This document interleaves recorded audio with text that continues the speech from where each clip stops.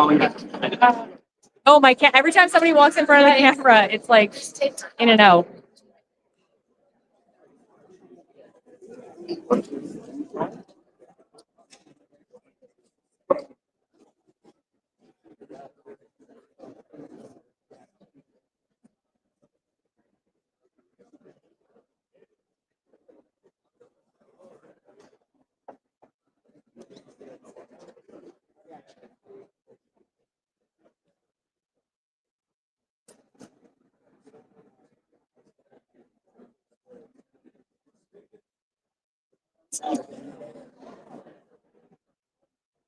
Doesn't show up if you're connected to it. So.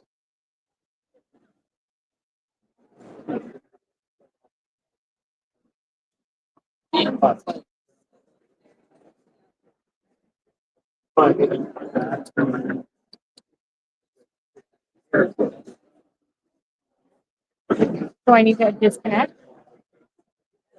What was it called?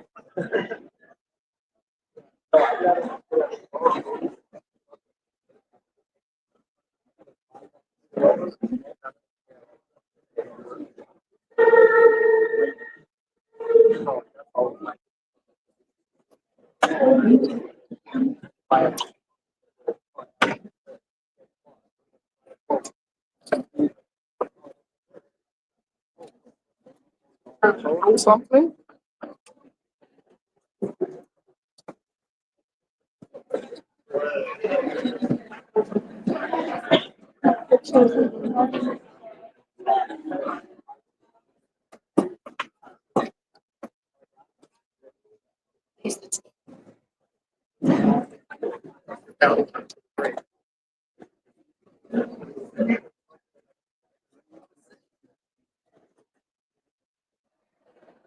Okay, what songs are there that you can watch?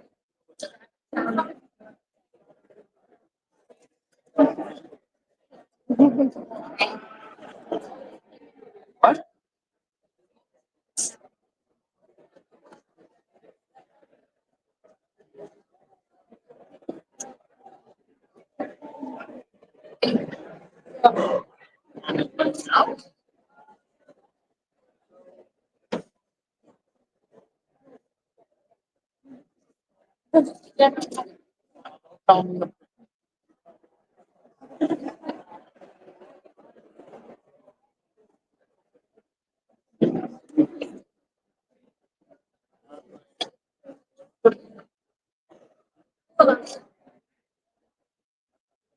Brian,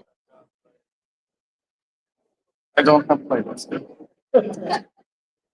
It's like 60 people watching online.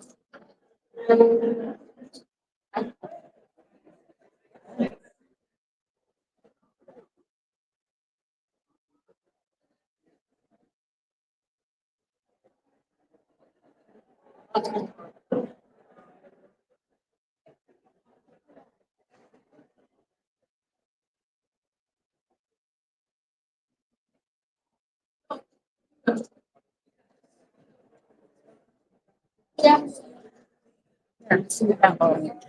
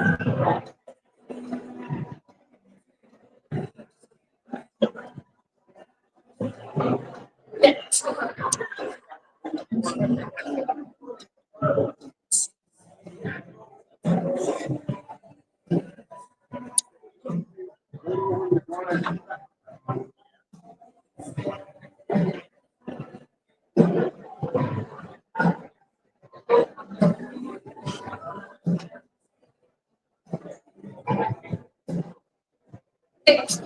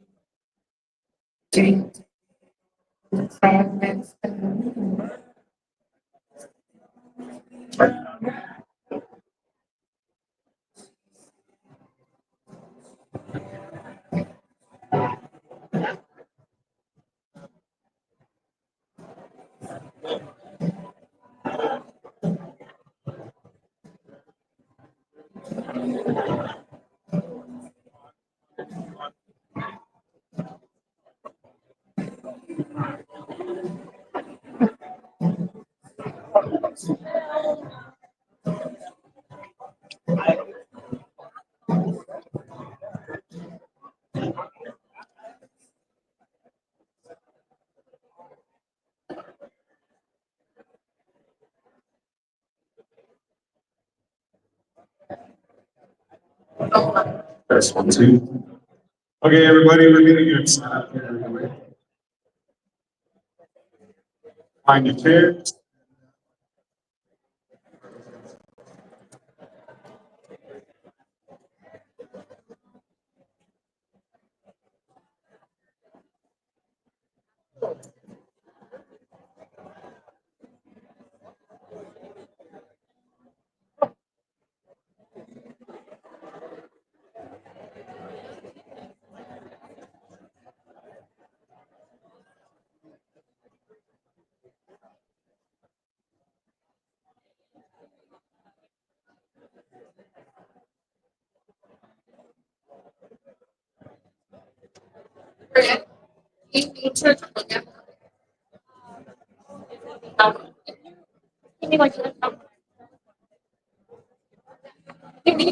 No, I'm just on the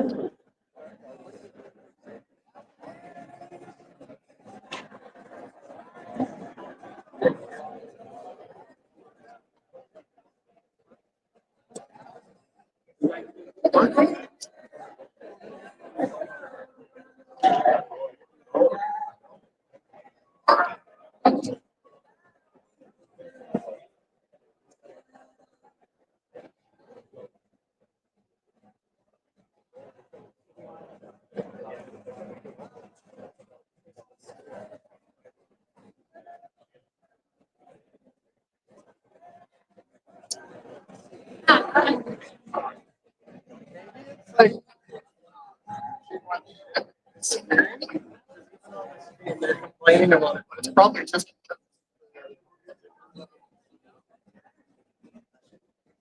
Oh.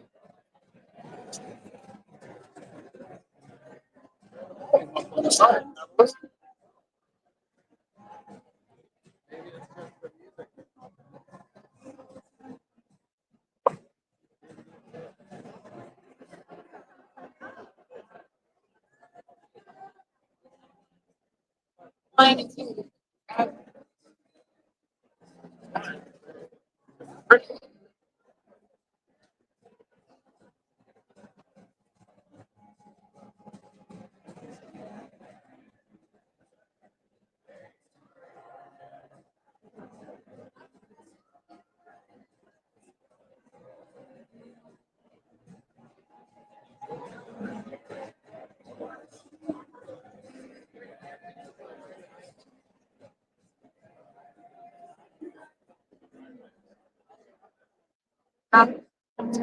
Okay. The last one.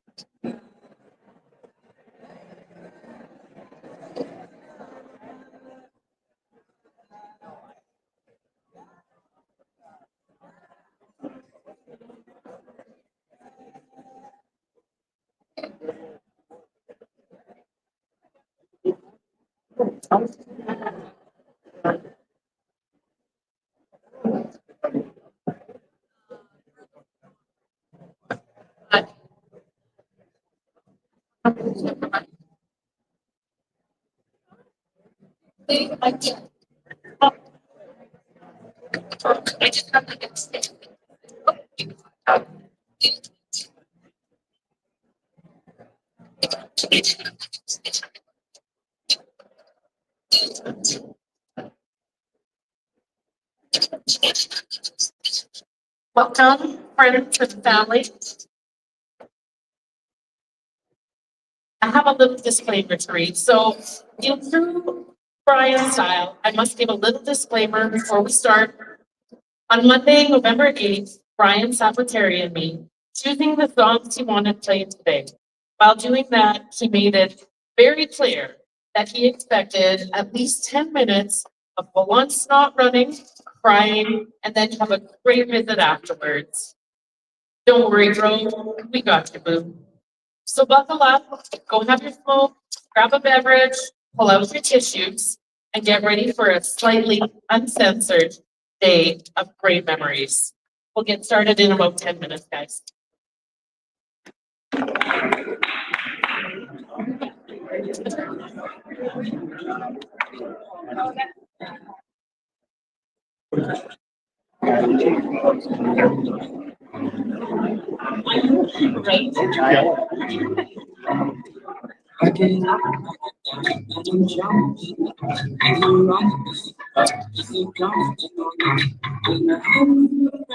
But I'm thinking it's time to go. So I got across from the car, but I'm not in my face. I'm feeling bright. But I'm looking back, but I'm thinking it's time to go.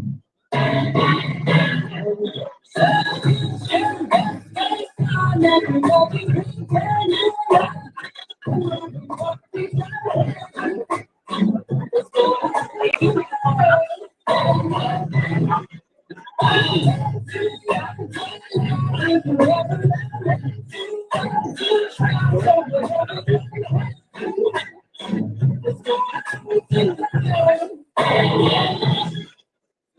I'm gonna be because my taxes are due. Do I last for the end of one or two?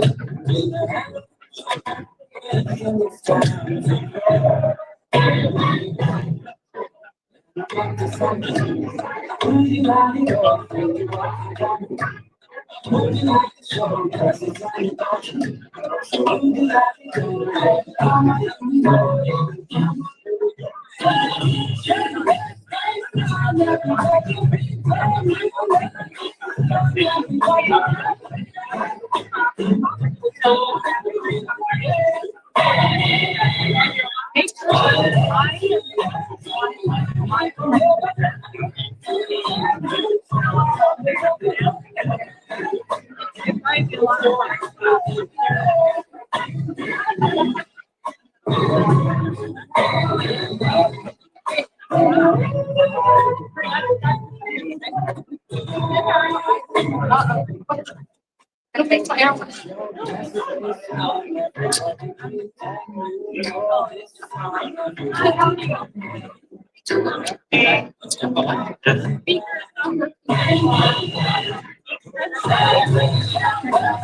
I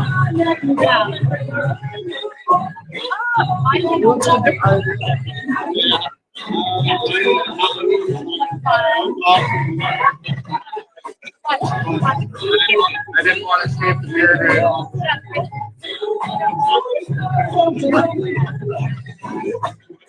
Yeah, absolutely.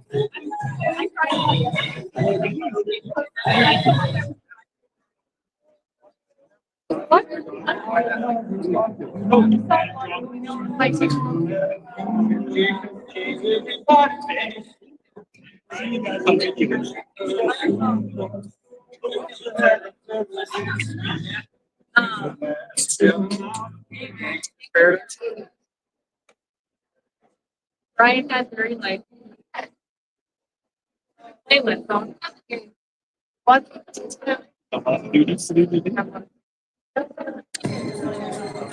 Brittany's got a lot. I just doing what I'm told.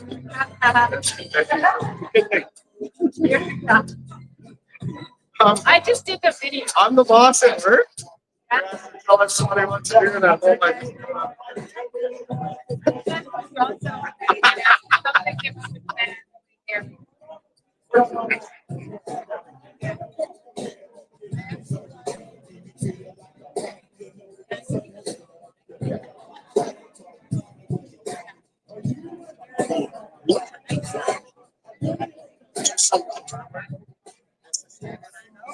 I don't know if this is gonna, just to be honest. I don't, I'm just.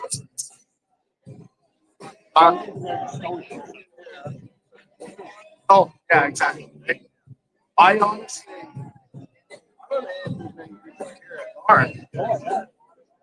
When I got up this morning, I fell on my own driveway. I even shoveled it last night to make sure all the sludge came off of it.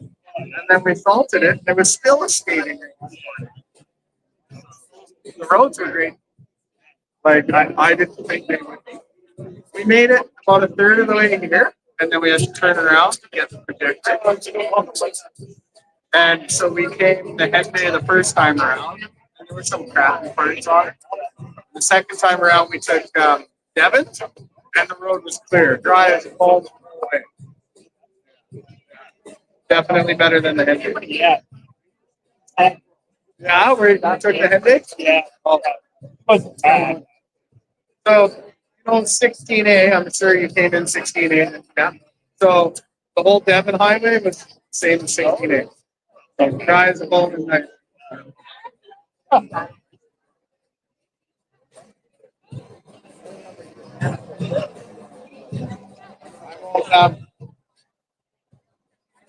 I won't have a tent for this many people in mind. It'll be fast. 50 people, maybe. Tops. Yeah, exactly.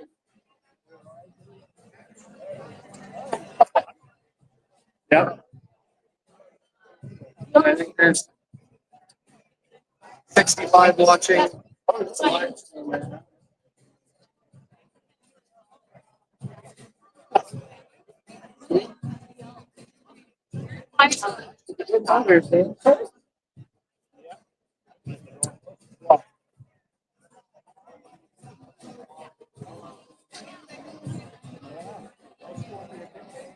That? I took today off work.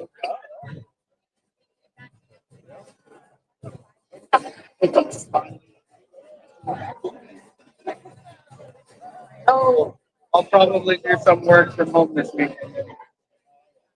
I had to work late, like 3 out of the 4 days I did. It's December. December is always super stressful. Because we gotta make sure that the team's shut down. So, and that's always my number one priority. January 1st. I played it before working out all my budgets. I started. Exactly. Yeah. But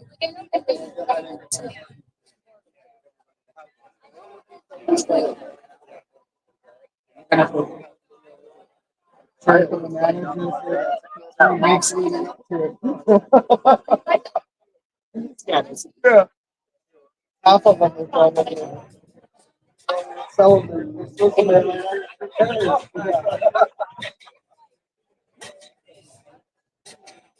Oh, Now you got a bad song. well, that was a Brian song, anyways. I don't know. But it's keep playing Red and Make the House Great. That's funny. Good thing it's funny.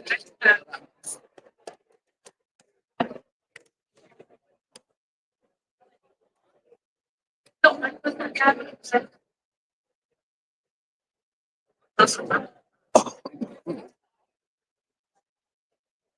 Oh, no. Yeah, but that might just be the interference that's been on the music. It's not that. It's just that it's really noisy. Such a big area. Yeah, it's the mic to the note.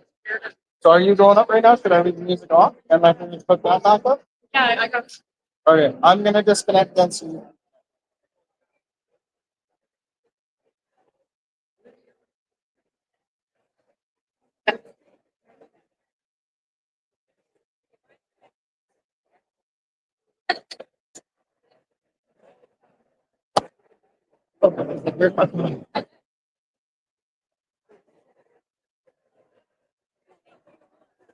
Adding that.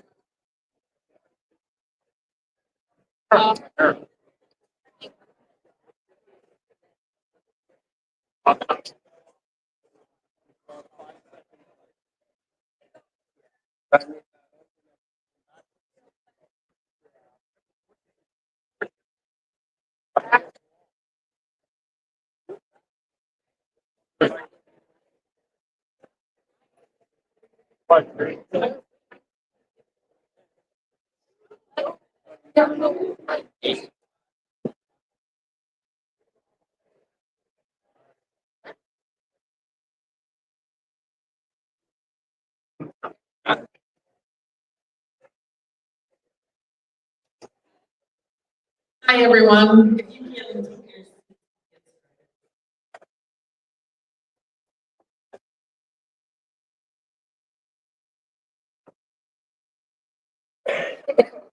I would like to start by reading a special note on behalf of Brian's mom and dad.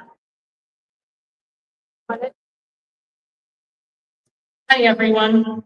This note is to you all on behalf of my wife Judy and myself, Alan, and our families as we celebrate the life of our son, Brian McPherson.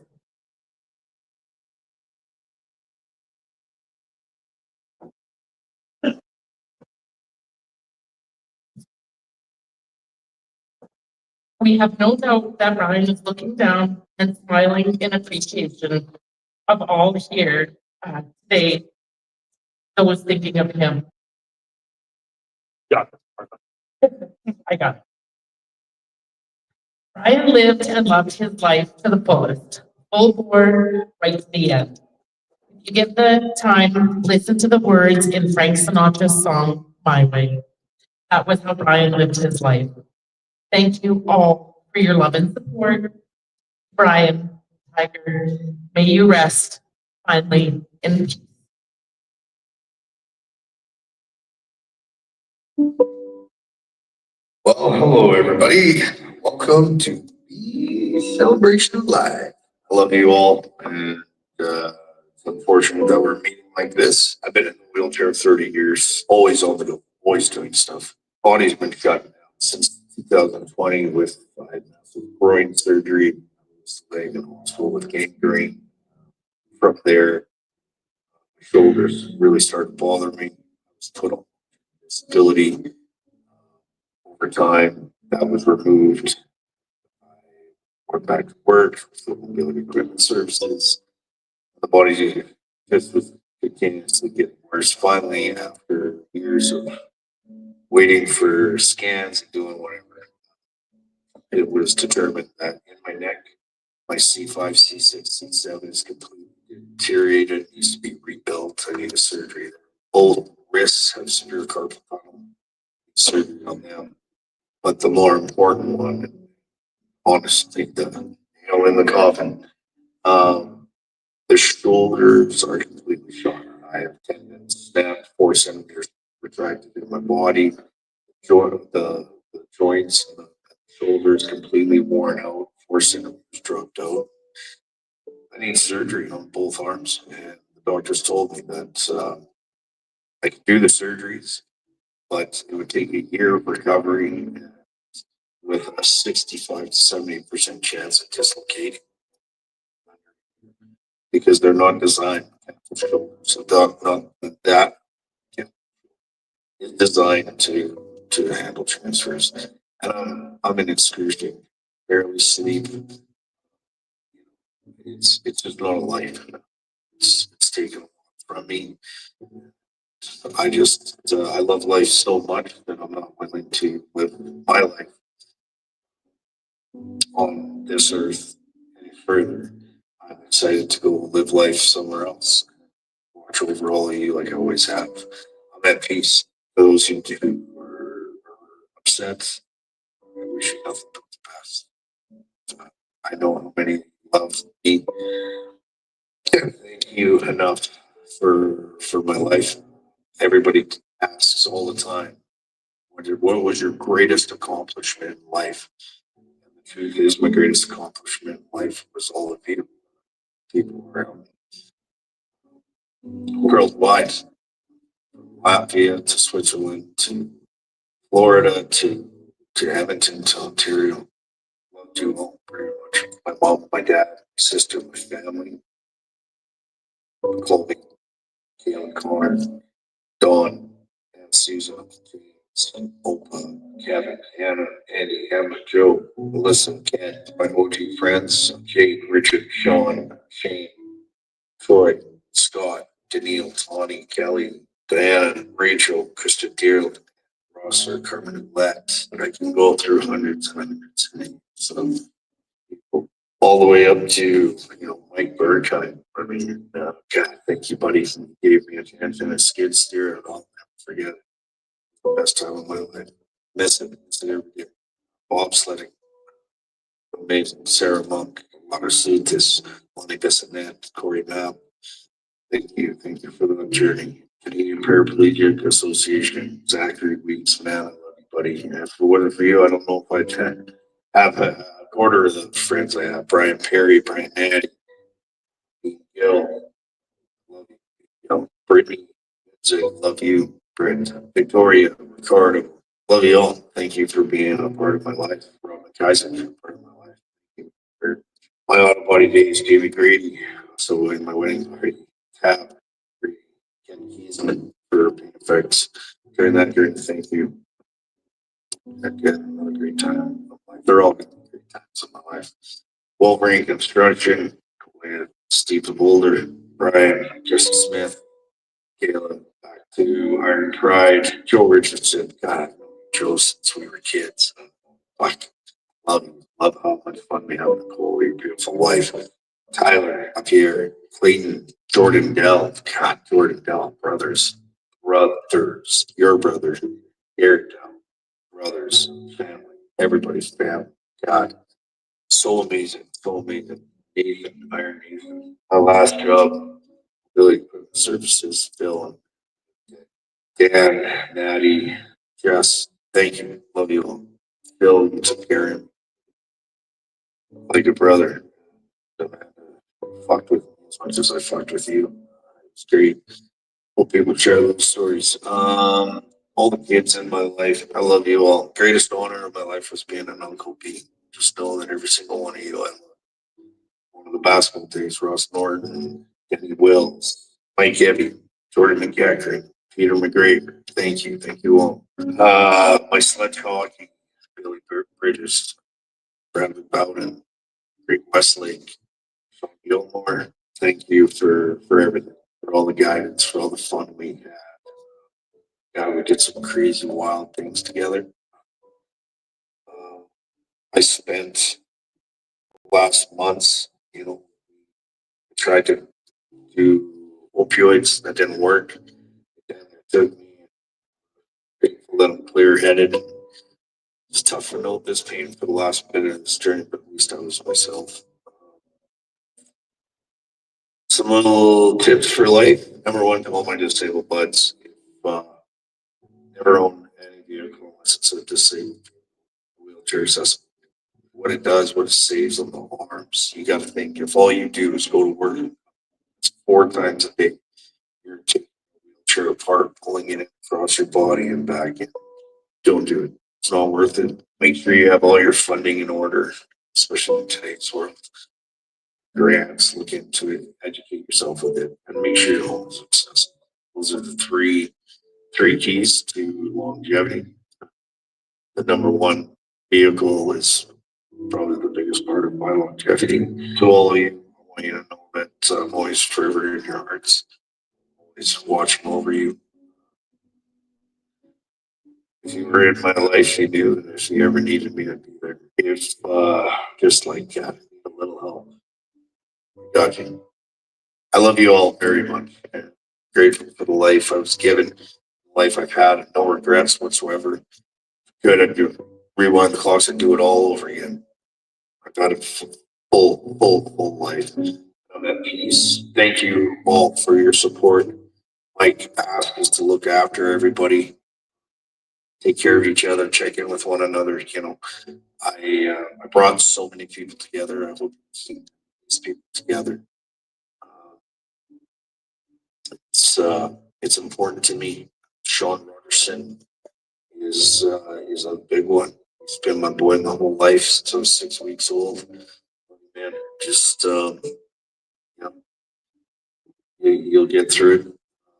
To Carla, my soulmate, I love you. I love all of you very, very much. I got a personal want and some shit to do. Love you. Bye.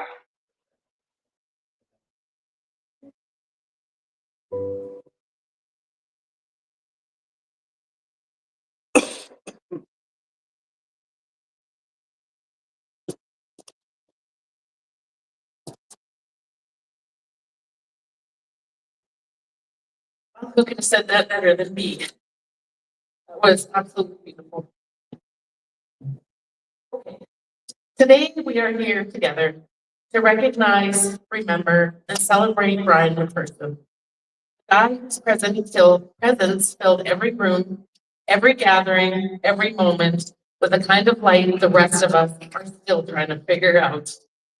Brian was born June 12, 1978, and peacefully passed away November 12, 2025. A short but extremely full 47 years. We can all say we had a part of. So many of us call Brian our bestie. Now I know some people are thinking, hey, wait, I was definitely Brian's bestie. And you're right. But so is the person next to you and the person behind them and the one who wandered in just to see what was happening in New Sarepta. Yet somehow he made each of us feel like we were the only one. See, Brian didn't really collect possessions. Nope, he collected people. He was the sort of guy who became everyone's favorite without even trying. Brian wasn't exclusive, he was expansive. He made room for all of us. He became a shared treasure, the community's go-to confidant. If loyalty had a face, it would look a whole lot like Brian's. If friendship had a membership program, Brian would have been the platinum tier, the unlimited access, stellar service, and worth far more than the price of admission. Brian's collection of people was vast, and it grew larger every year, undoubtedly. But before we talk about the many lives he touched, it's important to honor 3 people who shaped him the most. His mom, Judy, his dad, Alan, and his sister, Jenny. Each of them played a crucial role in forming the man Brian became.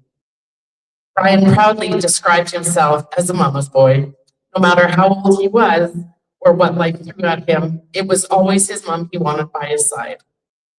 Through a life-changing ATV accident that left him paralyzed, the chasing of Olympic dreams on national sports stages, 15 surgeries, countless health scares, and first loves and heartbreaks. Judy was there through it all. Through her passion of cooking, the family gathered for dinner every Sunday to catch up with each other and devour something new she was perfecting, like her ginormous Yorkshire puddings she mastered. She knew it was a great way to Brian's heart, and he enjoyed every mouthful and moment. If loyalty and love can be inherited, then Brian unquestionably got that from his mom. A fierce, protective mom that loved him more than words can describe. Oh, she may have also passed down that perfectly unapologetic trucker mouth that we all adored about him.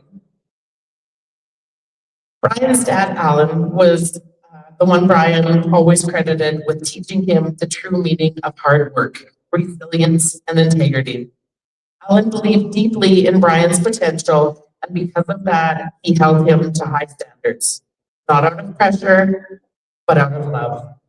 He saw everything Brian was capable of long before Brian saw it in himself, and he wasn't afraid to give some tough love when it was needed, and it was needed. Brian loved to tell the story about being kicked out of school at 15 and being sent to work on a sheep farm for the summer. That summer turned into one of Brian's fondest memories. He trained a border collie to herd sheep. He competed at the Pinoka Stampede, and he even won. He always spoke about the time with pride and gratitude, a lesson his dad gave him that shaped his working life. But Alan wasn't just the tough love teacher. He was the dad who enjoyed Brian tagging along to the ice rink where he worked, giving him a front row seat to the world of sport that would later define so much of Brian's identity. He taught him that strength doesn't always have to be loud, but guidance can come through example, and that showing up matters more than anything. Alan was extremely proud to call Brian his son. Brian's sister Jenny was his first best friend, and the influence she had on him shaped the way he connected with people for the rest of his life. From watching chick flicks to the same love of music to talking shit about boys and learning the value of loyalty, so much of Brian's gentle nature came from their bond. He had a way of befriending men and then somehow becoming closer to their wives. A natural peacemaker who could step into the middle of a marriage without ever feeling strange or uncomfortable. So on behalf of Brian's female besties, thank you, Jenny, for teaching him how to fit so seamlessly into our world. You seriously had the best brother. So before Brian passed, he always said one of the best things Jenny did was make him an uncle twice. Being Uncle B wasn't just a title, it was an honor and one of his greatest joys. He adored his beautiful niece Michaela and his handsome nephew Colby. They added a new light to his life. Michaela, my girl.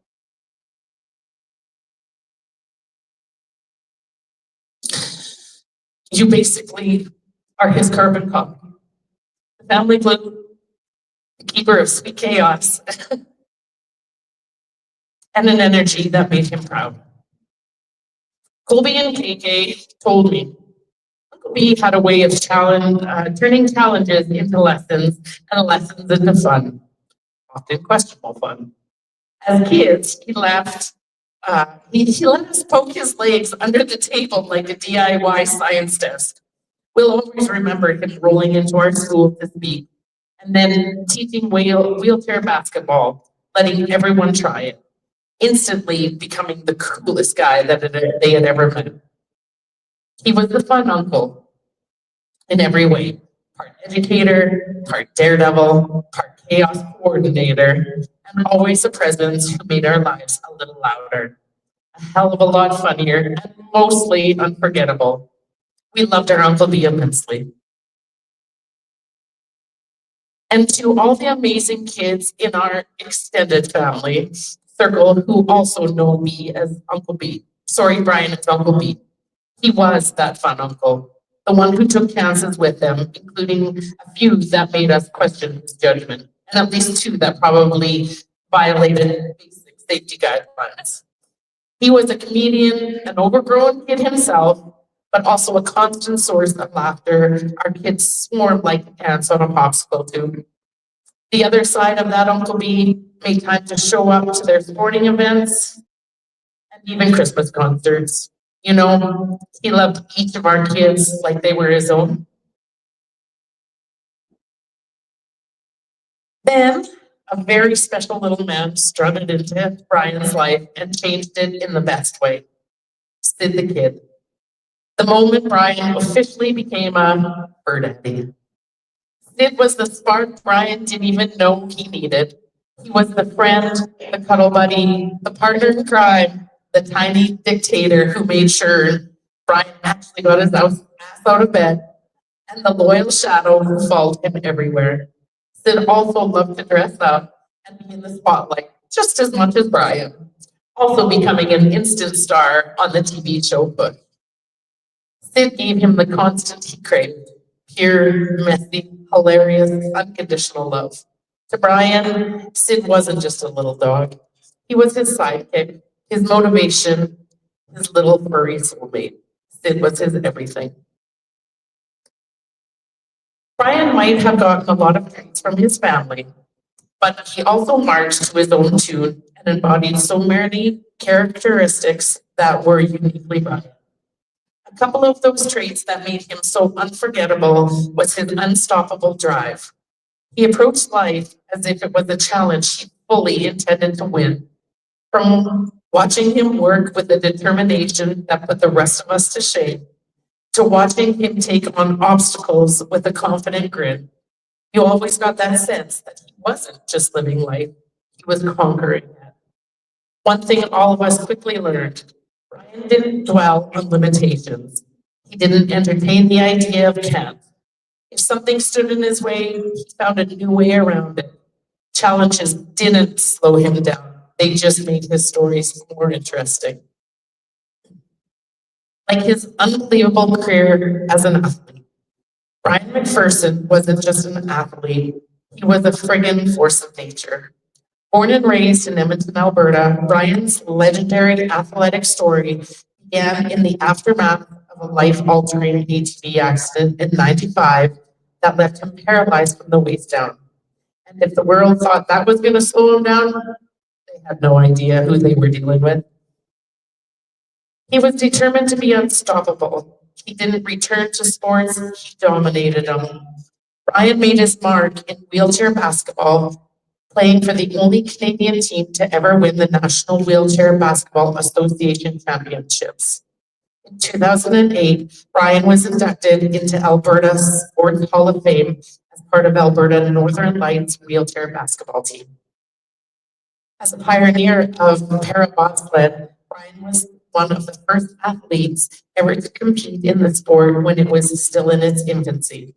He didn't just participate, he won, claiming gold at the Park City World Cup in 2016 and finishing third overall in 2016-17 bobsled season. Racing down tracks at 120 kilometers an hour with bone-rattling excitement made him feel powerful, like nothing could stop him. And nothing did. He trained relentlessly, often self-funding his way through competitions when sponsors dried up. He crowdfunded, he hustled, and he never backed down, even when injuries and financial hardship tried to knock him out of the game. His dream? To be on the Paralympic podium, not just for himself, but for every other athlete who ever dared to dream beyond their limits. Brian also excelled in sledge hockey, not only as a player representing his country on the international stage, but also as a coach, leading Volt Children's Hockey and the Edmonton Storm adult hockey team, who are at a tournament in New York this week. You got this, Coach B would say with encouragement to each and every one of you. Good luck. Brian wasn't just an athlete. He was an adrenaline connoisseur. If it went fast, flew high, made noise, or had a chance of giving someone a mild heart attack, Brian was in. Quadding, boating, rafting, e-scooting, skydiving, flying. If it involved danger or questionable decision-making, he considered it a hobby. He really was a one-man show we couldn't get enough of. We all either loved or were a little afraid when Brian's number came up on our phones. We were seldomly disappointed at the outcome. And then there were the many sexy vehicles, even including the recent vans. Brian didn't just drive a van. He had an emotional support relationship with each one. For him, a van wasn't just transportation. It was his legs, his freedom. The freedom that came through in his love of music. His setup was legendary. 12-inch subs, a high-powered amp, enough bass to rattle windows 3 streets over. You didn't just hear him coming, you felt him coming. Now that the band is gone, the neighborhood is a little quieter, the birds have returned, the windows have stopped vibrating. I also loved his ride with an obsession of washing them. Shout out to Hughes and the car wash in Port Saskatchewan. While also sporting a strategically placed hilarious deco on the back window and a questionable emblem on the Brian also took pleasure in advocating for people with disabilities, sharing his own story and his spirit. He inspired others to embrace life, take each day one day at a time, chase their dreams, and know that anything was possible. He proudly partnered with businesses as a model and spokesperson, showing the world that representation truly matters. Brian brought visibility, confidence, charm, and authenticity to everything he did. As a motivational speaker, Brian shared his story with honesty, humor, and courage, inspiring countless people to see possibility where they once saw limits. He didn't just speak, he moved people. Beyond his grit, beyond his humor, beyond his determination, Brian was our connector, the steady thread that wound this entire, slightly mismatched, but also entertaining group of friends into something whole without even trying. As he held us together, Brian made our lives brighter. He changed the way we show up, the way we work, the way we laugh, the way we love. Hard. That kind of devotion is rare. That kind of generosity is rare. Brian made it look ordinary. Brian McPherson was a true original, one of those unforgettable larger-than-life characters. Genuine, giving, protective, courageous, an adrenaline junkie, and some might even say a little bit of a drama queen. He had that gritty voice and recognizable laugh that made you feel happy simply because he was in the room. He was a guy you didn't need to know to love. In return, he loved hard. So hard that you couldn't help but feel it and hear it. Love you, bud. We will miss him with a depth that is impossible to measure. We carry forward the joy he lived, the strength he showed, and the love he gave us all so freely. This is his legacy. And this stays with each of us. To my forever bestie, I'll never forget you. I love you, Beep. Thank you, everyone. And when he's ready, I'm going to call up Mr. Mike Bergheim to say a little thing. Thank you, everyone.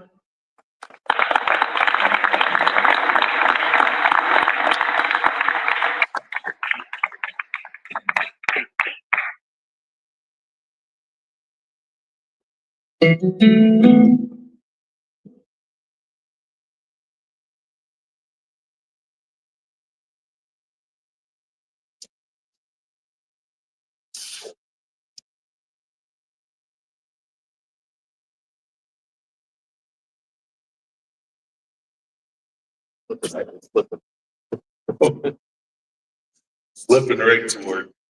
Hello, everybody. We're here today to celebrate our good friend, Brian.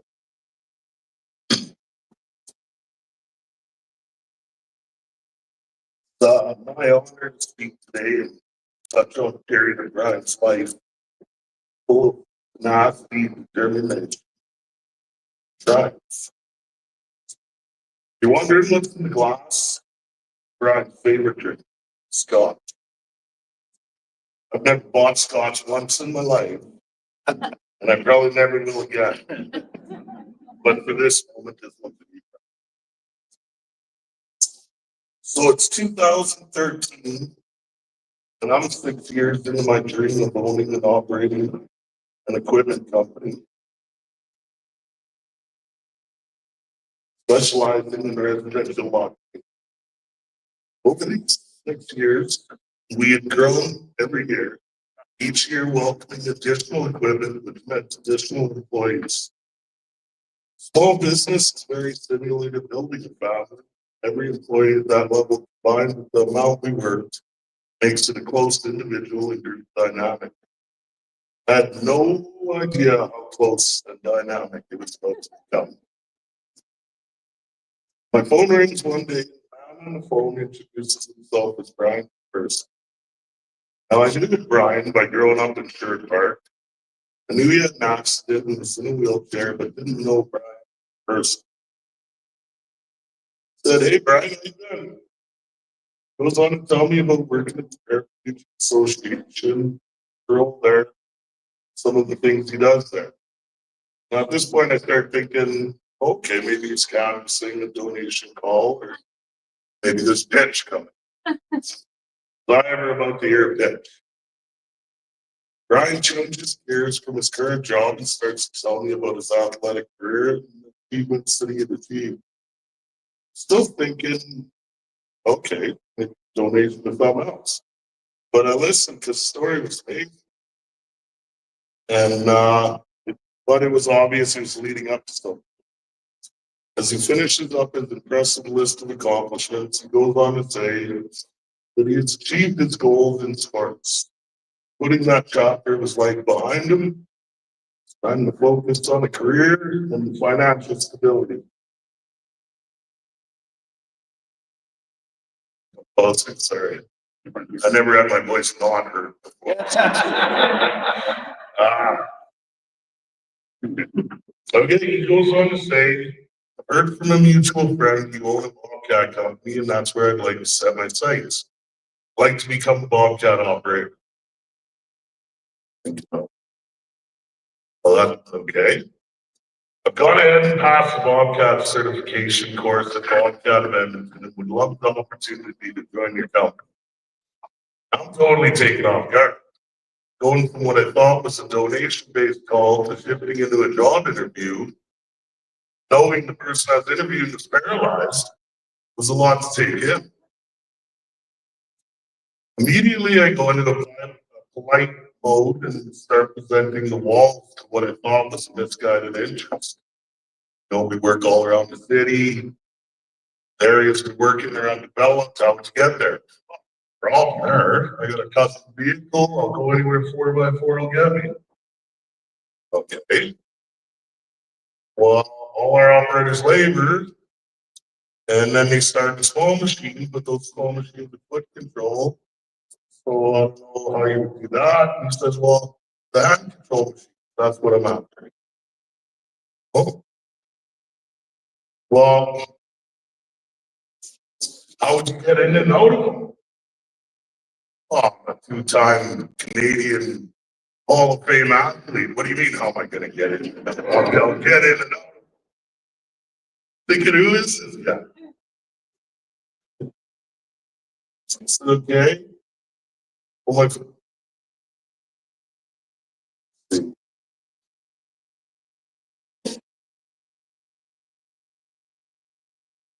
so he wanted the hand control machine, which, as I'm on the call, starts making sense. Still completely blown away by it.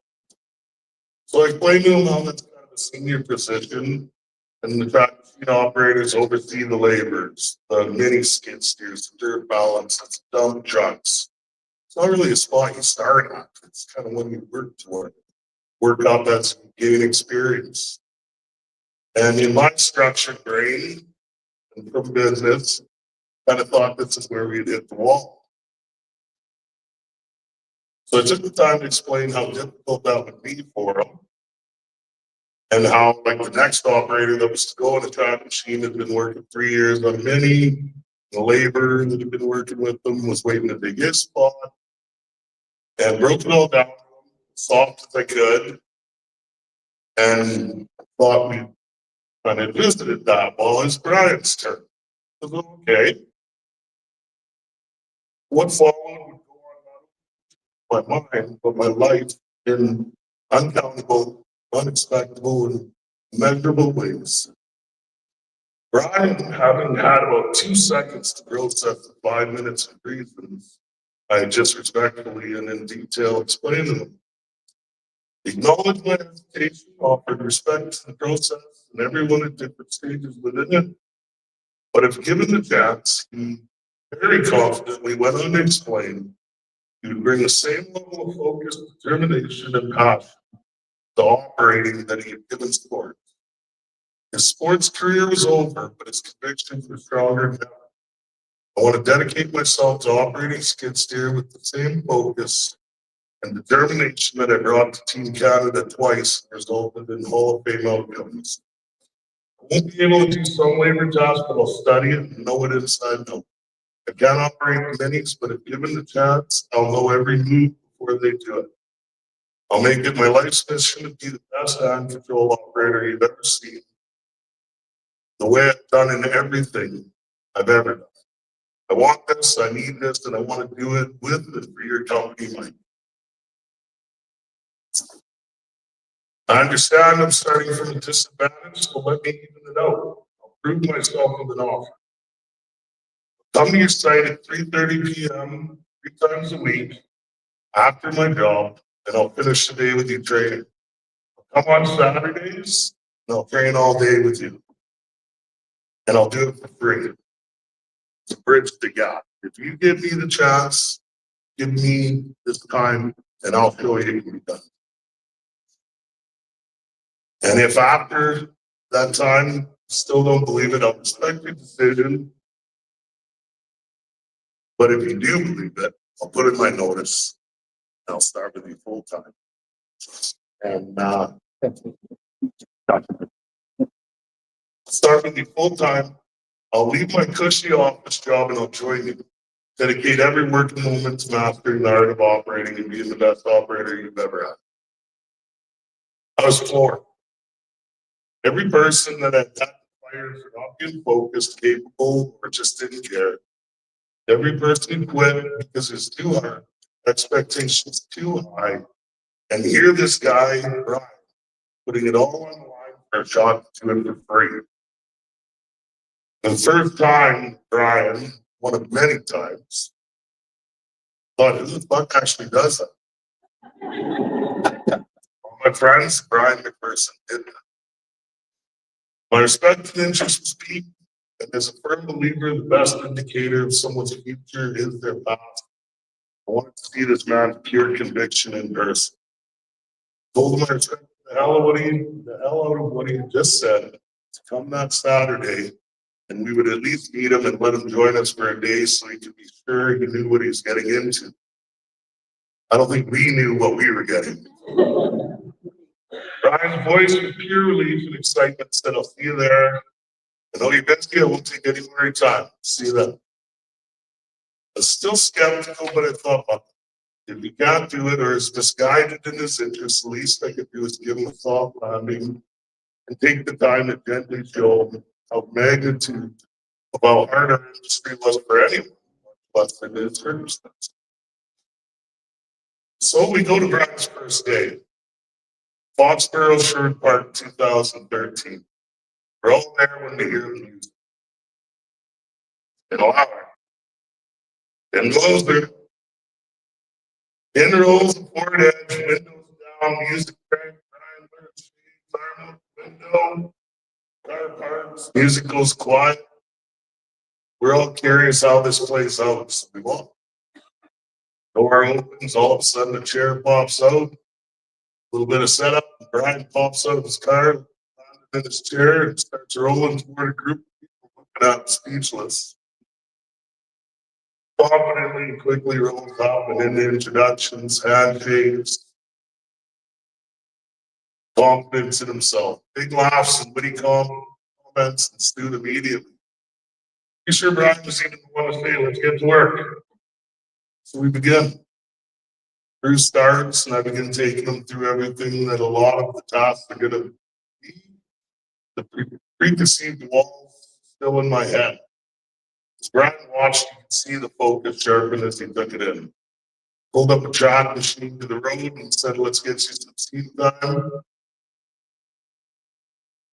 He pulled the chair up to the machine and got himself in and out with these. No help, no assistance, all himself. And we would go to watch that for years, years and hundreds of times. Never getting old, never losing the appreciation of what Brian could and would and ought to do. So I had him taken into a pile and lifting dirt and dumping as if there was a truck there. He was going super safe and overly cautious at the tipping point as the weighted bucket lifted 10 feet in the air. Wanted to teach him how stable a track machine is, so I assured him he could lift the bucket all the way up and travel back and forth. Instructed him to try. Well, he goes all the way up. Unfortunately, ground was soft that day. So as he goes backwards, he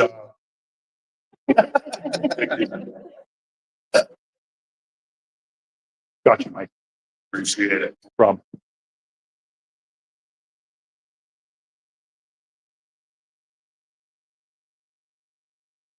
Sorry, I lost the spot. Ground was soft.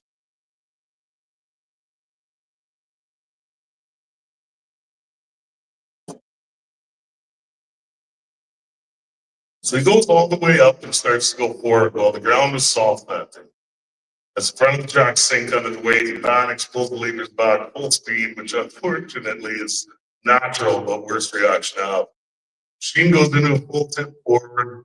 Thankfully, the pile took out some of the 10 feet from the tip over. Chaos ensues, but we get through it. The machine is righted. As we all collectively catch our breaths, we notice the hand face prints on the inside of the glass of the door. Brian explains to us when it tipped over, he had no legs to hold him up. It's all his arms.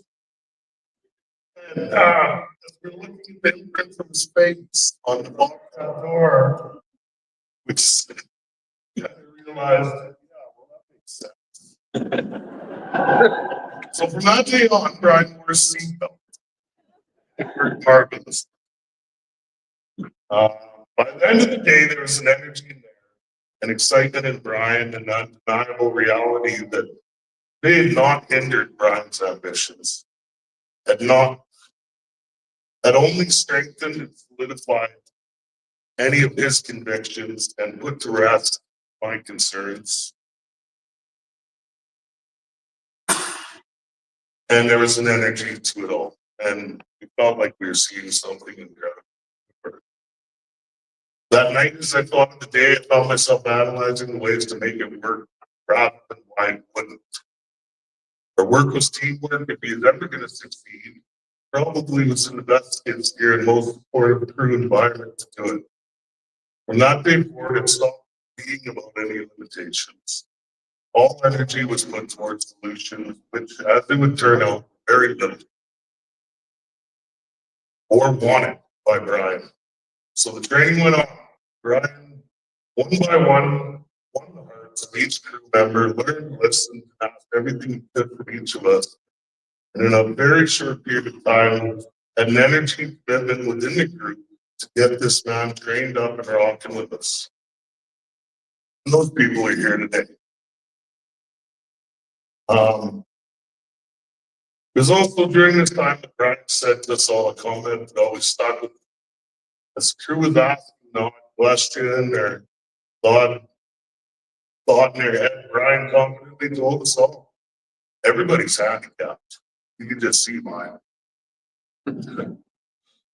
Instantly that hit home, and with Brian in front of you doing it all live, No truer words could have ever spoken.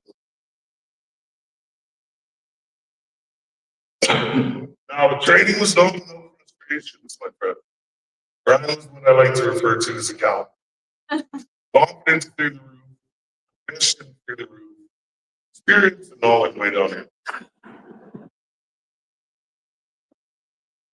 This combination led to many a hard moment, tense exchange, sometimes even a little doubt. But as luck would have it, I too fell into the cowboy category and had a long list of hard knocks on my resume.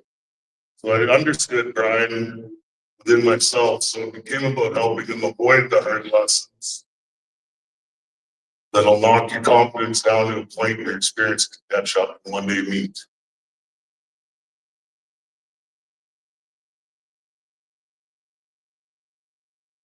One time, Brian had a moment where it didn't quite go that great. And, you know, the stress of training and everything was getting to him. And he had a moment of doubt, which was very shocking to me because it never happened. And talking him through it, getting him through it, everything he'd accomplished. And went from the drill sergeant to Dr. Phil. And that would be the only and last moment of insecurity Brian would have in his operating career. So we finished season, went into snow removal. Brian just absolutely loves snow removal, long shifts, music, chaos, the urgency of it all. And when he came back next spring, he just took off. Everything we trained him the year before settled in, all movements to do the snow removal season, caught up. And he just hit with an excitement that was infectious. Beginning to fire Brian begun. As he progressed his love for it, it grew. He brought unstoppable energy to the crew. He'd always had an award for whoever had the most hours worked in a pay period. There's a gift card to Montana's or Tim Hortons. Well, Brian would win it every time for like 8 times in a row. We had to retire that contest because we knew who was winning. Without the guy didn't stop. He wanted more. His saying was "Sun's out, machines out." Extension of Brian's unending commitment, energy, and capability. It became apparent he could, would, and wanted to do more. Started driving a 1-ton dually. Anyone that knew him during this time knew how proud and how much he loved that truck. He began moving equipment, running a crew, started running books. All of a sudden, we never even saw Brian. He was just self-sufficient with his guys going all across Edmonton and just created possibilities that hadn't been capable before that in this company with him or without.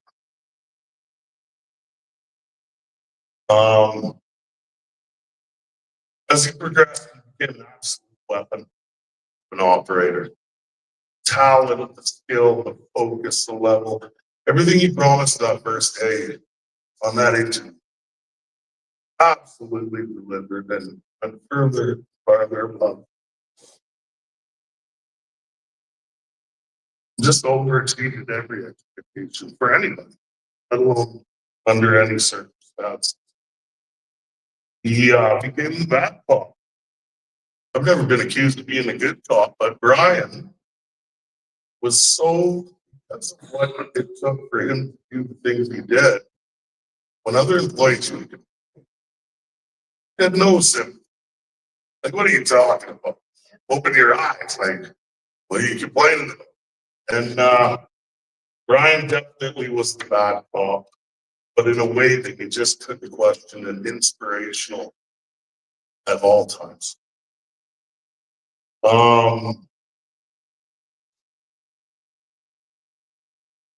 Friendship and work. Through this, we became best friends. We were best friends and we're on the same work schedule. So we had weekends off. It was an absolute honor to work with Brian, become one of his best. And my son growing up, Brian, Uncle B, an absolute dream. Love each other with all the kids and that for all of us. Absolutely amazing. And that's a period of time that I just wanted to share with everybody because it wasn't easy for Brian, but he knew before it even started to conquer it. And we got to watch it, and Iron Pride people here today, and everybody seeing him, got to see him go from impossible task to just a pure master, weapon of an operator, a rock of a human being, and our friend, Brian McPherson. Hall of Fame in each and every one of our hearts forever. Brian McPherson. Thank you.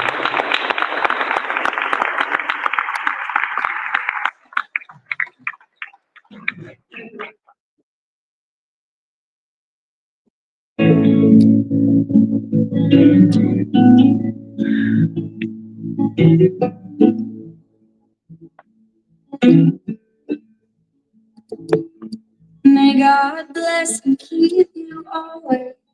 May your wishes all come true.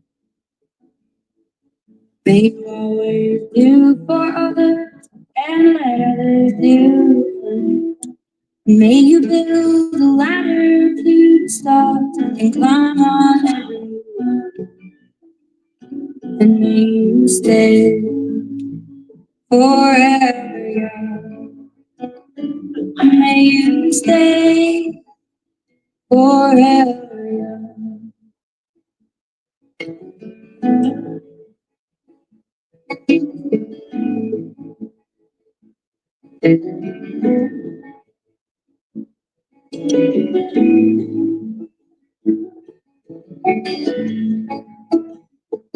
May you grow up to be righteous. May you grow up to be true. May you always know the truth and see the light surrounding you. May you always be courageous, stand upright and be strong. And may you stay forever young. May you stay forever young.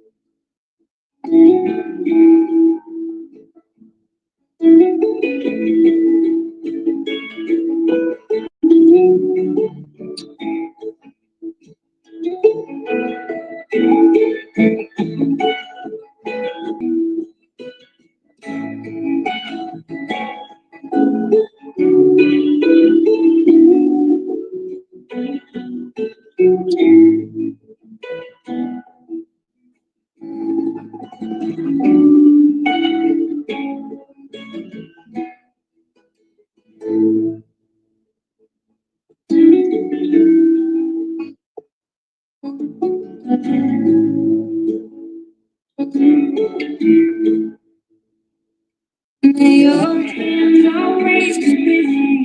May your feet always be swift.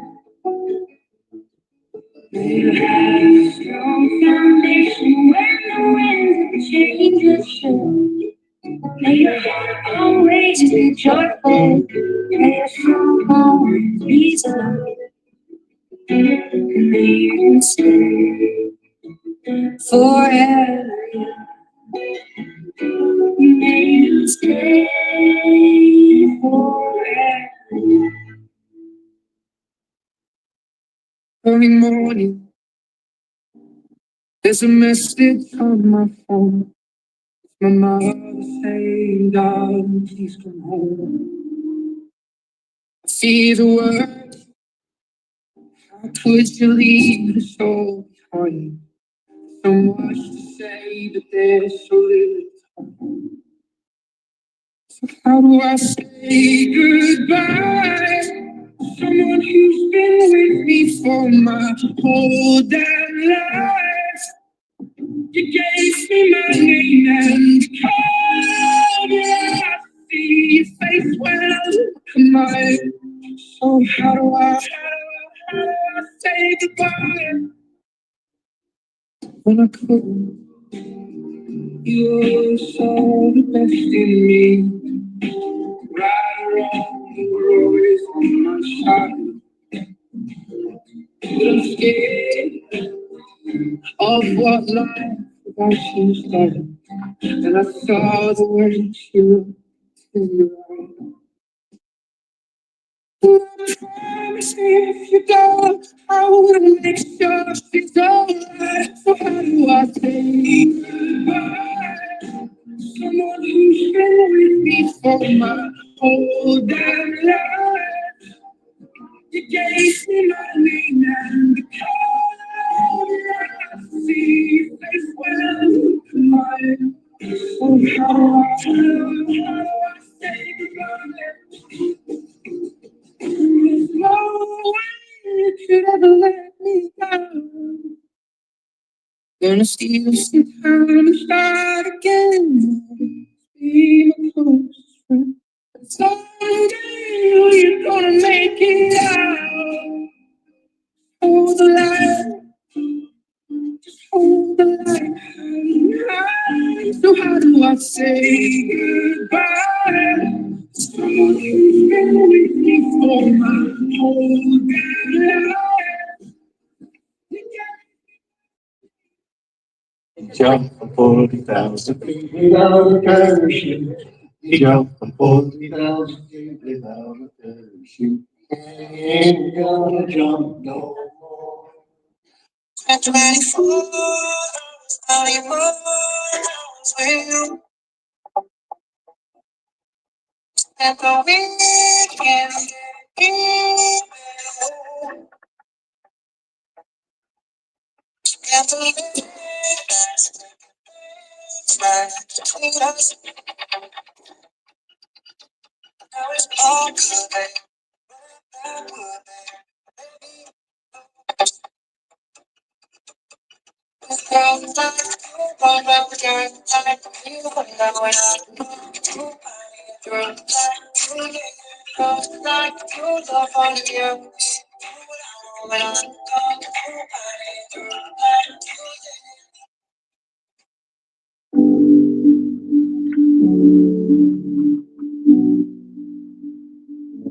I never thought I'd see the day that I wouldn't see your face.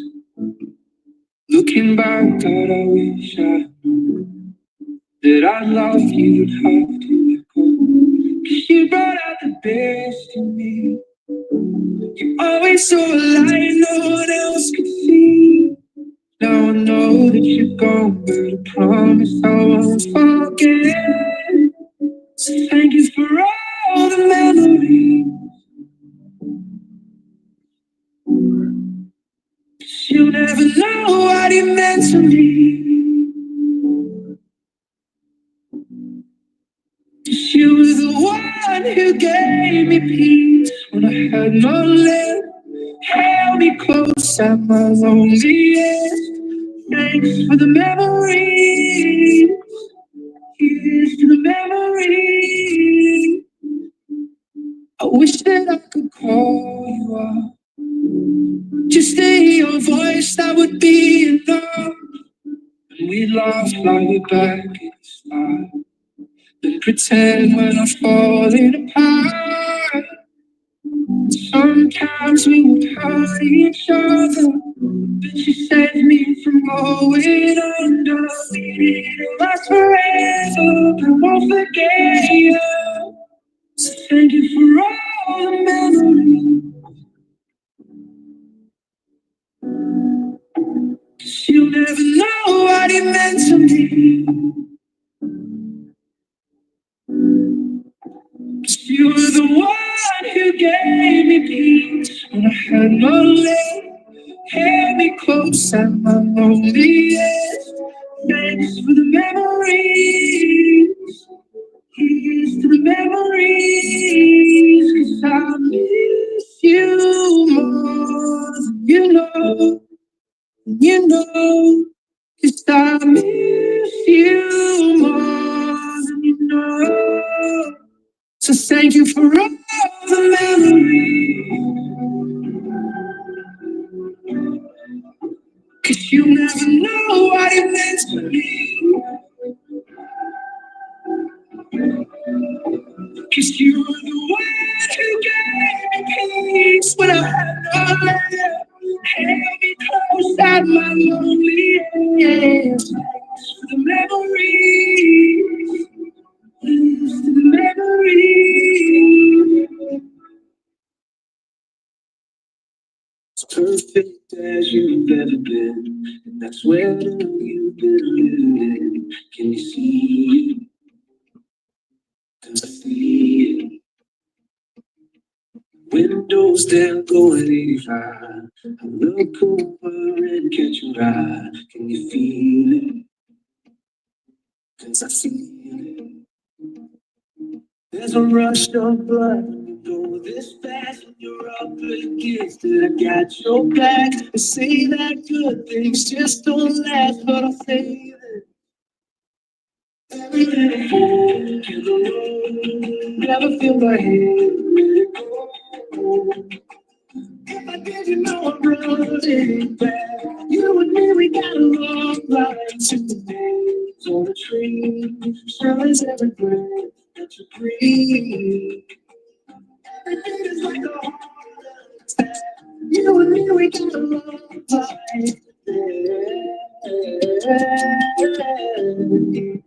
Long life today. Like that one thing that won't ever change. When I lose my head, you say my name when I need it. Because you got this thing that I can't describe. I just fell for you in another life. And I fall again 1,000 times and I need it. Yeah, I need it. Everything cool in the room. Never feel my hand, let it go.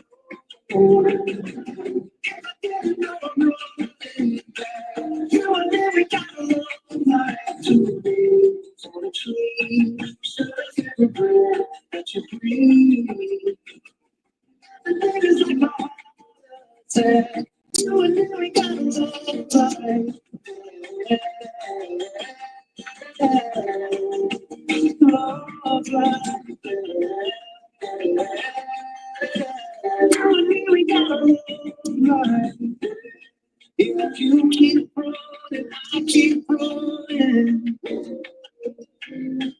I know what's coming, but I know one thing. A little fork in the road. Never feel my hand, let it go. If I did, you know I'm running back. You and me, we got a long life to live on a tree. Sure as every breath that you breathe. Oh, yeah. Every beat is like a heart. You and me, we got a long life.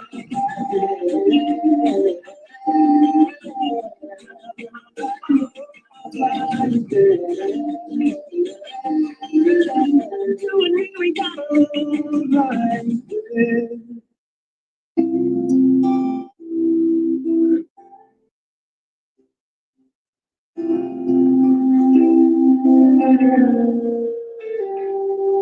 When I get where I'm going, on the far side of the sky, the first thing that I'm gonna do is spread my wings and fly. On the land beside mine, run my fingers through his neck, or I might find out what it's like to ride a drop of rain. Yeah, when I get where I'm going, there'll be only happy tears. I will share the fears and struggles I have carried all these years. Now leave my heart wide open. I will love and have no fear. Yeah, when I get where I'm going, don't cry for me down here. I'm gonna walk with my granddad, and he'll match me step for step. I'll tell him how I'm missed him every minute since he left. Then I'll hug his neck, yeah, when I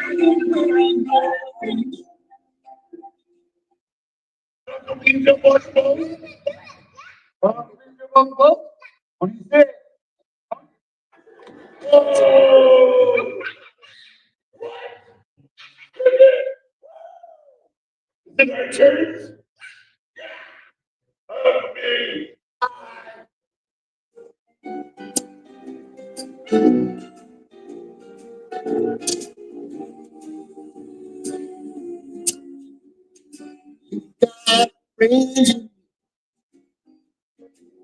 You got a friend in me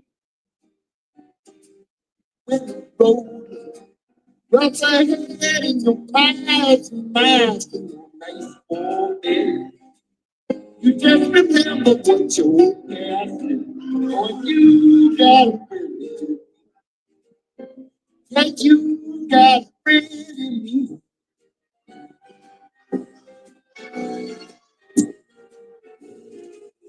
You got a friend in me. You got a friend in me. You got trouble. I got you. There is a minute to stick together. See you, cause you got a friend. You got a friend in me. Some other folks might be a little bit smarter than I am. Maybe strong too. Maybe, but none of them will never love you the way I do. Boy, just be careful. Friendship will never die. You're gonna see.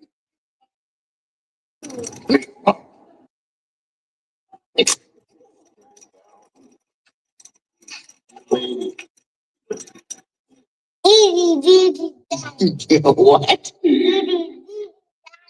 I didn't know that. Uncle B, you weirdo. You go. No. Is it? Yeah. Got it. Got it? You fixed it? High five. All right. What? Oh, that's Maui. Yeah. It's better.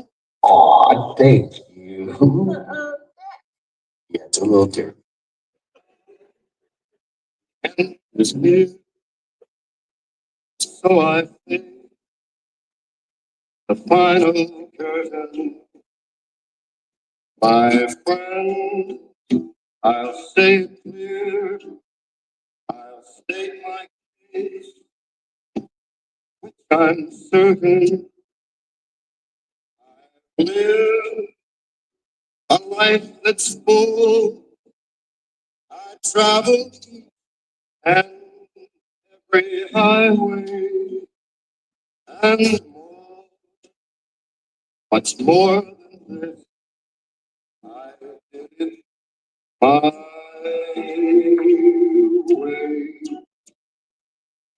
Regret, I've had a few, but then again, too few to mention.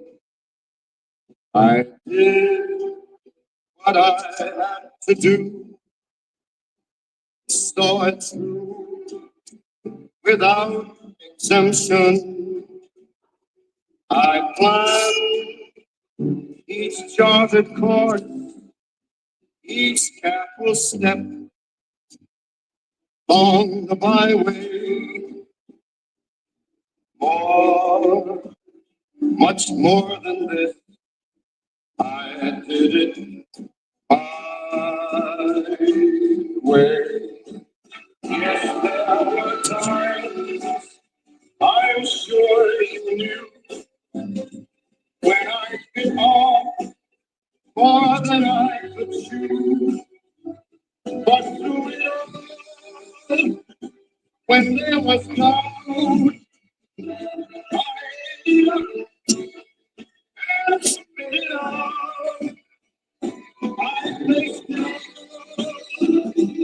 I stood tall.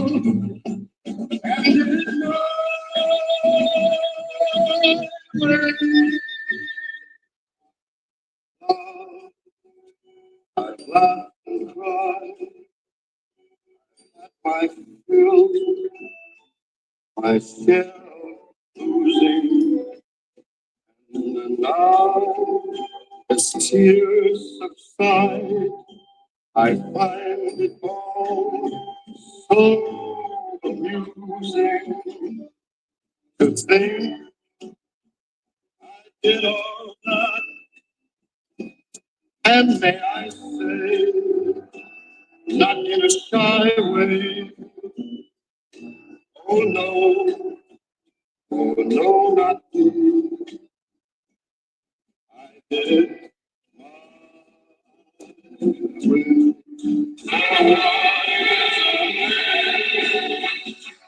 What has he done? If not himself, then he has to say, he truly will. And the words of one day,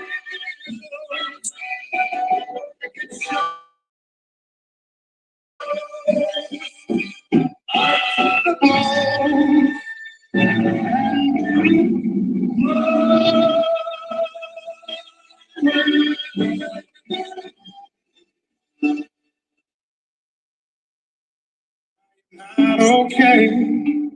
Barely getting by, losing track of day, losing sleep at night. I'm not okay. I'm hanging on the rail.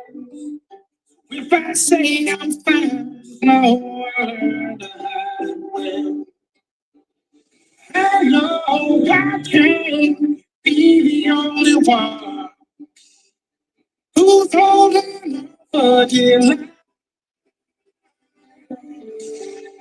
God knows, I know when it's all said and done, I'm not okay, but it's all gonna be alright. It's not okay, but we're all gonna be alright.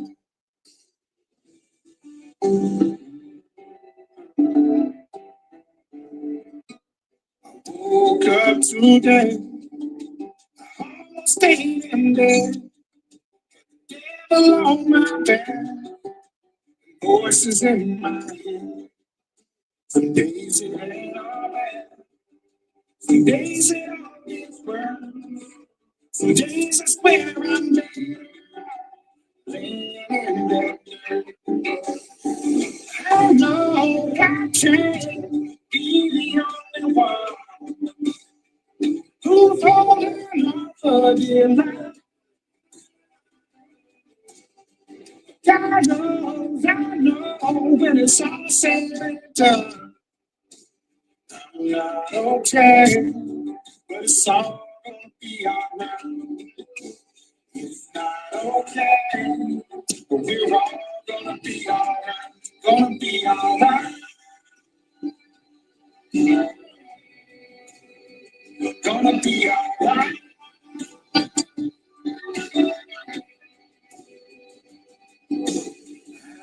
One day we'll see the other side. Pain washed away in a holy white time. So we all gonna be alright. I know I can't be the only one. Oh, my big boy said. But I know when it's all said and done, I'm not okay, but it's all gonna be alright. It's not okay, but we're all gonna be alright. I'm not okay, but it's all gonna be alright.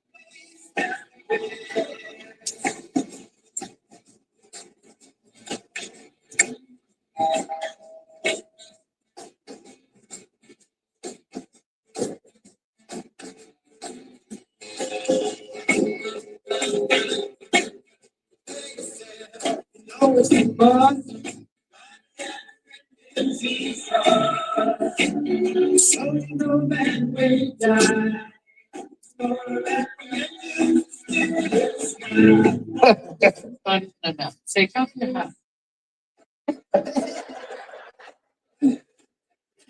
Mowing the lawn for 8 hours.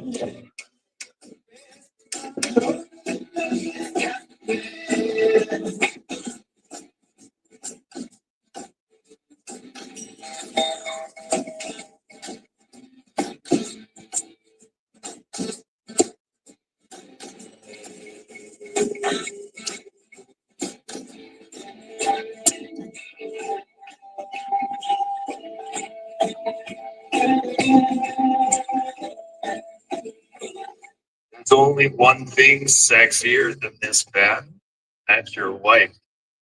Incredible if they both run.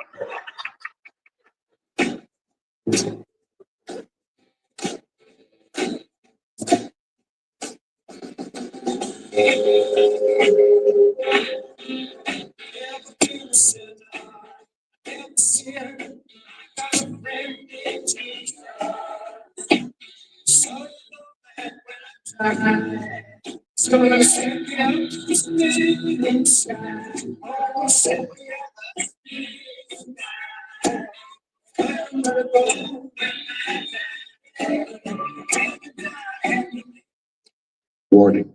This presentation contains coarse language and mature subject matter. Viewer discretion is advised. It's the laws. It's the polite way of saying I have a mouth. I am politically incorrect, and if you have a problem with it, there's exits on either side.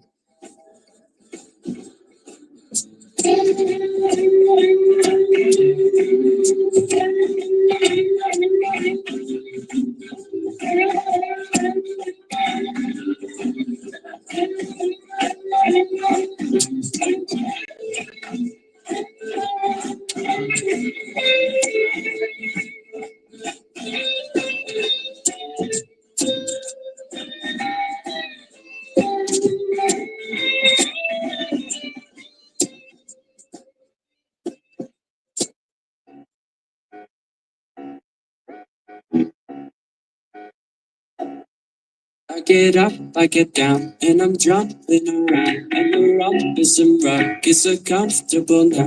Been a hell of a ride, but I'm thinking it's time to grow. So I got an apartment across from the park, looking right.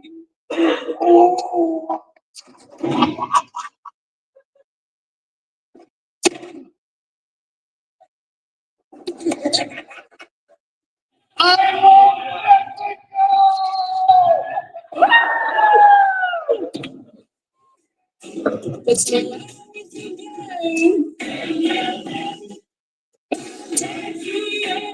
Would have been better if I came as Brianna. Brianna.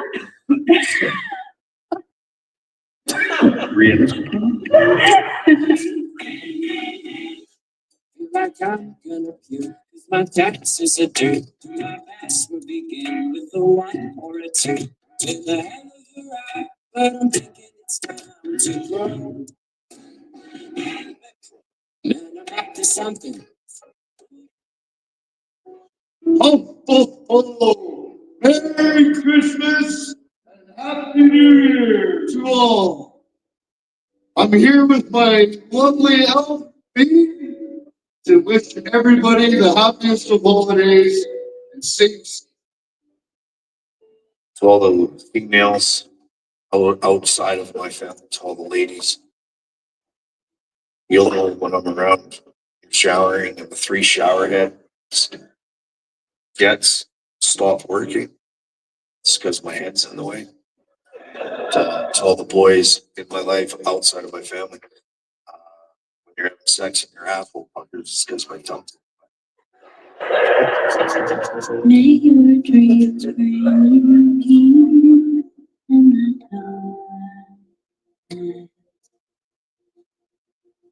May you always rise over the rain. May the light from above always lead you to love. May you stay in the arms of the angel. May you always be brave in the shadow.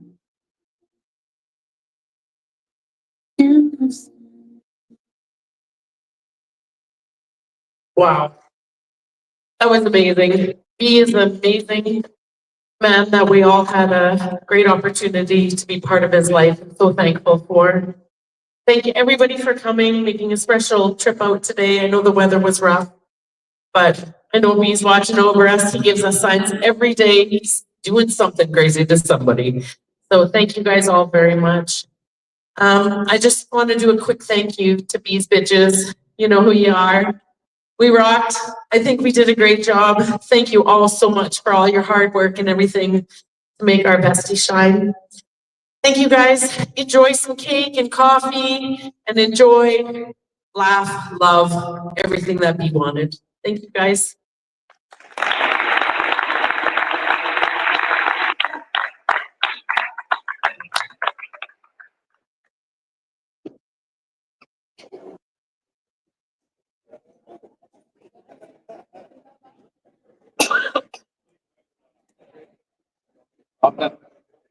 I'm so sorry, guys. I forgot one thing. I know we are gonna open the mic. So if people have something that they want to say, we'd love you to come up and have a little story. I know it might get loud. Hopefully people can kind of keep it down so we can still hear people speak. They have a lot of very good things to say.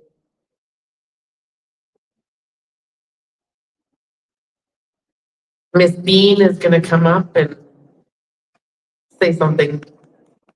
Does the mic come out, Carl?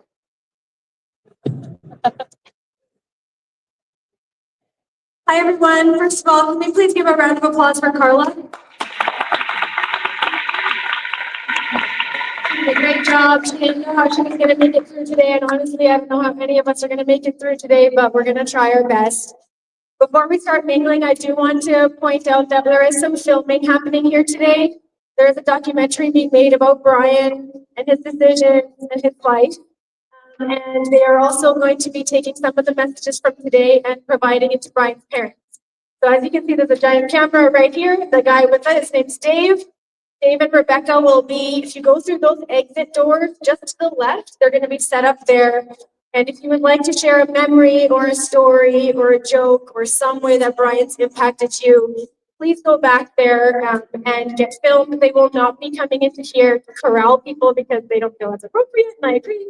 But if you would like to be filmed and to share a memory, please make sure you make your way over there and share your memory of Brian. Oh, I have a lot of memories of Brian, and I don't know if I'm going to make it through this, but I'm going to try.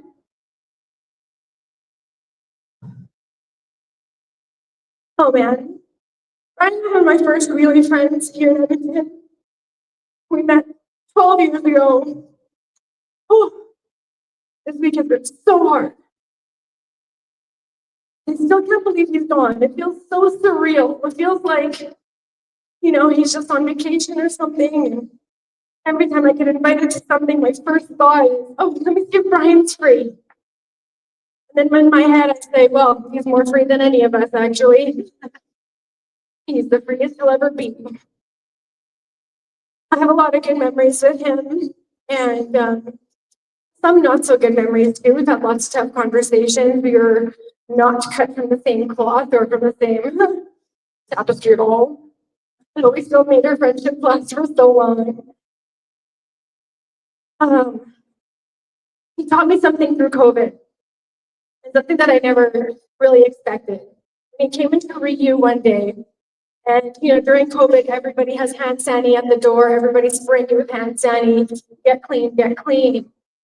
And of course, we had our system set up at REU, and when he rolled in, I remember I was at my desk, he rolled in, he looked around, his face changed, he was like, peace out, I'm out of here, and he left. And I was like, what happened? And so I called him. I thought he was going to start coming back, but he didn't. I called him. I was like, hey, what happened? Why did you leave? And he's like, people just don't fucking get it. They just don't fucking get it. I don't feel like I belong anywhere. Everyone's telling me to clean my fucking hands. You, Brian, were his hands ever clean? And it really shifted my perspective. I never thought of it that way. I never thought of it from somebody who always had dirty hands, how they would feel going into a place, constantly being told you're dirty. It really shifted my perspective on things, because I thought of things from somebody who was immunosuppressed, wanting everybody to think clean. It's really nice that he was able to give me such different perspectives, and I know I give him different perspectives as well. We've had so many shenanigans together. As you saw him wheel into the pool, that was my first and only time to see that. Me and Joe were there too, and Carla and Terry. He's done that every single vacation he's gone on. He's wheeled his wheelchair into the pool. And as he did that, and Terry jumped in right after, but neither of them checked their pockets. Yeah. Dude, he's just such a dude. Brian's vape was in there, the weed was in there. Always an afterthought. That's how Brian went. He did everything without thinking of the consequences, without thinking of the repercussions. He didn't care. That's why we called him Crazy Brian, amongst many other things. And then I've been to Victoria. We went to the Canyon Coaster at Red Deer the day it opened. I didn't know what the hell this was. It was not accessible at all. And the three of us went there, two in scooters, one in a wheelchair, and we showed up. And the people working there were like, what? And we were like, what are we gonna do? But Brian was like, we're gonna fucking figure it out. That's what we're gonna do. And we did. And we went down the Canyon Coaster 3 times each. And after we left, they were like, thank you, because now we know we can help other people get on this ride too. And he was just that person. He didn't care. There was no barriers to him. And I really hope we all take a little bit of that attitude with us. You also got to see that 2 years ago, we dressed up as Santa and an elf, and we drove all the way around our city. I think we drove 400 kilometers that day. We stopped by so many people's houses. We spread as much Christmas cheer as we possibly could. And I'm so glad I have those memories with him. I actually just watched that video this morning and crying while I was sitting on the toilet. That's what we do. I'm really grateful that we have the 2 seasons of Push. We have so many very well-produced memories that will last forever. They will be out there forever. Thank you, Sean, for flying in from Vancouver, and Jane. Caitlin sent her love from London. They really wish she could be here. Brian touched so many hearts of so many people that he never even met. Canadians all across Canada loved him. He was a fan favorite right from the get-go. They loved his Berta boy attitude. One of the things I hated about him, that they loved about him. And he was just always himself through and through. And I think we see that in every video, in every picture shared, in every story shared. He was just so authentically him. And I think that is so inspiring. He was the only person to ever roll into REU and demand an assessment, and actually got one. And he's the only person to this day to ever have done that. And you know, we actually created a plan for him to work on his contractures, to work on his shoulders and his arms and rehab him. And I really, really wish he would have listened to us back 9 years ago when he came in. Well, obviously he didn't. And that's why we're all here today. It's a big part of that. And so if there's anything that we'll learn from Brian and his story is to take care of yourself. Disability or not, you only get one meat sack. And if you don't take care of it, it's going to deteriorate no matter what. And if you have a disability, you've already got the card stacked against you. So take care of your skin, take care of your shoulders, take care of your mobility. Because even if you don't have a disability, I mean, obviously, it's as we age, it's going to deteriorate. Hopefully not, or hopefully fully. But there's a lot of lessons here to be learned through Brian and his choices. Seeing him in pain was really, really hard. He tried to hide it very well. He hid it for years. But you can only hide so much. And his damn iron pride irritated the shit out of me. Because every time we would go somewhere, his pride would make him open the door manually instead of pushing the button. Because he's a man. That's what men do. It drove me fucking crazy. It would make me mad. Just use the button. I can see you're in pain. What are you doing? But that's just him. Always been him. He said disabled people use those buttons. I'm not disabled. And who could fight him on that? A week before he came to my house, a week before he passed, he came to my house for dinner. And I watched him transfer on and off my sofa, something I do all the time without a second thought. And I secretly filmed him as he was transferring on and transferring off. And I told him afterwards that I filmed him, but I'm glad I did because seeing the pain in his face, trying to transfer, gathering the mental courage to move his body from one place to the other, it's really hard to see. I know a lot of people don't understand his decision. They might not agree with it. After seeing this video, people's minds changed. They see the pain. Can't hide that. It was really hard to see him in that much pain. So I'm really sad for us. I'm really, really sad for all of us and the loss that we experience. I'm very happy for him. I'm happy that he's free. I'm happy that he's pain-free. And that he's gone back to love where he fully belongs. He's left a big void in this world. A big, big void. Crazy Brian. So I would like all of us to do our part by embodying a little bit of that crazy Brian. Take a little bit of that with you. Take his attitude with you. When you're scared, remember what he would do. When you're about to do something that you don't know what the consequence is going to be, just say fuck it like he did and just do it. We can only live on for those who can't. And my vow is to live as best as I can, as big as I can, as loud as I can, for as long as I can. I hope we all do. Thank you. Who's next?